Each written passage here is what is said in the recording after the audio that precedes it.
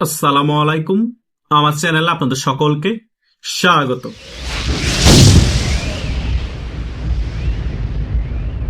সময় ফুরিয়ে আসছে তারেক জিয়ার। সরকার চালাতে ব্যর্থ তারেক জিয়া। সকল জায়গায় টকশোর আলোচকরা এই সকল বিষয় নিয়ে কথা বলছে। আর তারেক জিয়া সরকার ব্যস্ত আছে আওয়ামী লীগের যে সকল উন্নয়নমূলক কর্মকাণ্ড আছে সেগুলাকে বিতর্কিত করার জন্য। তারেক জিয়ার নাকি স্বপ্ন ছিল পদ্মা সেতু করবে, জিয়াউর রহমানেরও স্বপ্ন ছিল পদ্মা সেতু করবে, খালেদা জিয়ারও স্বপ্ন ছিল মেট্রো রেল করবে। আওয়ামী লীগ যত কিছু বাংলাদেশের উন্নয়ন করেছে সকল কিছু বিএনপি স্বপ্ন ছিল। আমার কথা হচ্ছে, স্বপ্ন তোমরা দেখো, বাস্তবায়ন করে আওয়ামী লীগ। তাহলে তোমরা হুদাই বাংলাদেশে সরকারে এসে লাভ কি? তোমরা শুধু স্বপ্নই তো দেখতে পারো, বাস্তবায়ন করতে পারো না।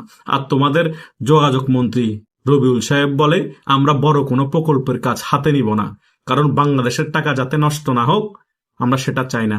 আরে ভাই, এটা কি ধরনের কথা? তোমরা প্রকল্প হাতে নিতে পারলে না তোমরা সেই প্রকল্প করতে পারবা। আর কোনো প্রকল্প যদি বাংলাদেশের প্রয়োজন হয়, সেটা যদি করা হয়, তাহলে বাংলাদেশের টাকা কেন নষ্ট হবে? তার মানে তোমরা প্রকল্প হাতেও নিতে জানো না, এবং হাতে নেওয়ার পর কিভাবে সেই প্রকল্পটা সম্পূর্ণ করতে হয় সেটাও বুঝো না।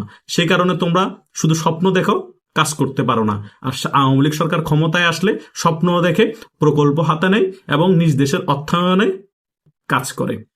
তোমরা যদি বড় প্রকল্প হাতেই না নাও, তাহলে সামনের বাজেটে কেন বিদ্যুৎ বিল 20% বাড়াচ্ছ, আরো সকল কিছুর বিল কেন বাড়াচ্ছ?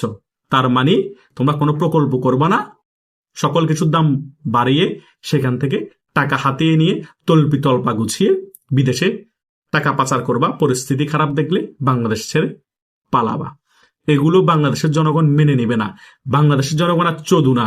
আমাদেরকে দৃশ্যমান বড় প্রকল্প করে দেখিয়ে দিতে হবে যেগুলো বাংলাদেশের প্রয়োজন। এখনো মেট্রো রেলের কিছু কাজ বাকি আছে, সেগুলো করে দেখাতে হবে। মেট্রো রেলের নিচে কোনো কোরবানির হাট বসতে দেওয়া হবে না আগামীতে। পদ্মা সেতু নিয়ে কোনো বিভ্রান্তি ছড়ানো হবে না। পরমাণু বিদ্যুৎ কেন্দ্র নিয়ে কোনো বিভ্রান্তি ছড়ানো হবে না। শেখ হাসিনা আয়রন লেডি বলেই বাংলাদেশে রাশিয়ার সহায়তায় পরমাণু বিদ্যুৎ কেন্দ্র করে দিয়েছে। বিদ্যুৎ কেন্দ্র যদি করে না দিত পরমাণু বিদ্যুৎ কেন্দ্র, আজকে সারা বাংলাদেশ অন্ধকারচ্ছন্ন হয়ে যেত। হতো না? হতো তো। বঙ্গবন্ধু স্যাটেলাইট করে দিয়েছে শেখ হাসিনা। তোমরা করেছো? এটাও ধরে নিলাম তোমাদের স্বপ্ন ছিল। তোমরা কি করেছো? তোমাদের স্বপ্ন কি ছিল? তোমরা 2001 থেকে 2006 সালের শাসন আমলে দুর্নীতিতে বারবার চ্যাম্পিয়ন হবা।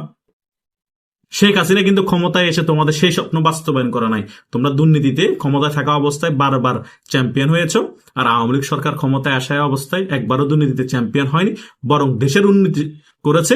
হয়তোবা অনেক এমপি মন্ত্রী দেশের টাকা বিদেশে পাঠিয়েছে, পাচার করেছে, লুটপাট করেছে, সেটা ভিন্ন বিষয়। ভালো কাজও হয়েছে, খারাপ কাজও হয়েছে। আর যারা খারাপ কাজ করেছে, দেশের টাকা বিদেশে পাচার করেছে, তাদেরকে আইনের আওতায় এনে শাস্তি দেওয়া হোক, সেটাও আমি আপনাদের সাথে একমত। কিন্তু তোমরা আওয়ামী লীগের ধারের কাছে কিছু করতে পারবে না, শুধু আওয়ামী লীগের সমালোচনা করবা। আওয়ামী লীগ ফেসিস্ট, শেখ হাসিনা ফেসিস্ট, এটা বললে তো হবে না। তোমরা কোনো দৃশ্যমান উন্নয়নও করো নাই।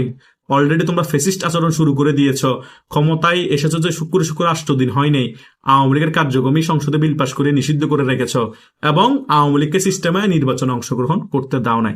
তাহলে বোঝা যায় আওয়ামী লীগ 16-17 বছরের শাসন আমলে যা কিছু করে নাই, তোমরা এই 2 বছরের শাসন আমলে ডক্টর ইউনূস এবং বিএনপি সরকার মিলে তার 10 গুণ করছে। তাহলে তারেক জিয়া তো বিপাকে অলরেডি এমনি পড়বে। জনগণে তারেক জিয়ার সমালোচনা করবে, সাধারণ জনগণ আমরা তারেক জিয়ার সমালোচনা করবো, আমরা তরুণরা তারেক জিয়ার সমালোচনা করব এবং প্রশ্ন করব তারেক জিয়া কেন বিভিন্ন জায়গায় ভুলভাল বক্তব্য দেয়। ওনার স্ক্রিপ্ট রাইটার কে? উনি মৃত ব্যক্তিকে জীবিত করে কিভাবে বলে? মাওলানা আব্দুল হামিদ খান ভাসানী তারেক জিয়াকে ধানের শীষের তোড়া দিয়েছিল। কাজী নজরুল ইসলামকে 2000 সালে কিভাবে জীবিত করে নিয়ে আসে? তিনি কিভাবে কুমিল্লার মধ্যেই পিজেট করে? এগুলো আমরা তো জানতে চাইবো। ওনার স্ক্রিপ্ট রাইটার কে? এরকম মুখ্যদেরকে কেন তিনি স্ক্রিপ্ট রাইটার রেখেছেন? উনি একটা দেশের প্রধানমন্ত্রী, উনি কেন বিপাকে পড়বে না? আমি পড়বো? ওনার সকল ভুলভাল বক্তব্য দিবে, দেশের কোনো কিছু ঠিকঠাক থাকবে না, আওয়ামী লীগের শাসন আমলের উন্নতির সমালোচনা করবে, কিন্তু নিজেরা কোনো উন্নতি করবে না। আবার বলবে আমরা উন্নতি করব না কারণ টাকা বেশি খরচ হয়। তাহলে তোমরা কি করবা? গরুরাট বসাবা? তোমরা মেট্রোলের মধ্যে সাদাবাজি করবা? সাদার টাকা না দিলে পাথর দিয়ে মেরে মানুষ মেরে ফেলবা? আর যারা প্রতিবাদ করবে তাদেরকে জেলে ভরে দিবা, জামিন দিবে না, এগুলো করতে থাকবা তোমরা। আর তোমাদেরকে জনগণ আবার বারবার ভোট দিয়ে ক্ষমতায় আনবে।